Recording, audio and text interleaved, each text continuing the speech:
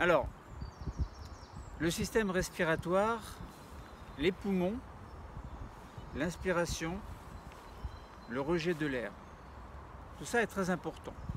Si vous voulez mieux lutter contre le coronavirus, vous devez savoir que ce coronavirus, en fait, déjà, il s'installe dans les poumons.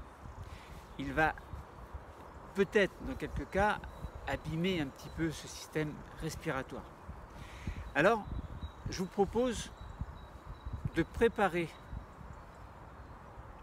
vos poumons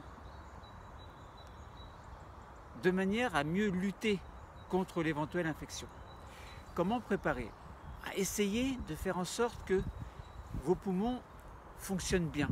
Ça veut dire que vous puissiez parfaitement faire entrer l'air dans vos poumons, inspirer à fond et rejeter à fond l'air qui contiendra plus de dioxyde de carbone.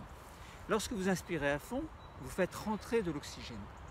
Alors vous faites rentrer de l'air bien sûr, mais comme dans l'air il y a de l'oxygène, cet oxygène va passer dans le sang et ensuite va être réparti dans tout l'organisme pour aller au niveau de cellules pour assurer ce que l'on appelle la respiration cellulaire, c'est-à-dire l'oxydation par le dioxygène d'une molécule de glucose, et le but c'est de produire de l'énergie.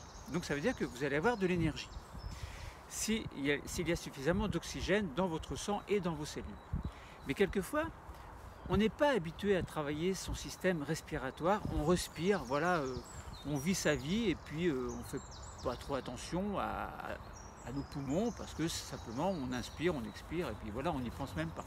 Mais là, je vous propose de prendre conscience du fait que votre système respiratoire existe et que s'il y a un intrus à l'intérieur, vous allez tout faire pour lutter, pour lutter. Comment? Eh bien, en faisant en sorte que votre système pulmonaire fonctionne au mieux. Bon. L'envahisseur, comme ça, aura peut-être plus de mal à attaquer le tissu pulmonaire. Bon, c'est qu'une proposition, hein. Donc je vous demande de faire un travail d'inspiration-expiration. Je vais le faire avec vous. Donc installez-vous. On y va. Alors, vous faites des mouvements de main qui symbolisent le fait que l'air va entrer ou partir. Donc inspirez. Inspirez, inspirez, inspirez à fond. Bloquez. Chassez. Chassez à fond, à fond, à fond. Et un dernier mouvement, vous chassez encore plus fort en écartant les mains. Ça veut dire vous videz complètement vos poumons.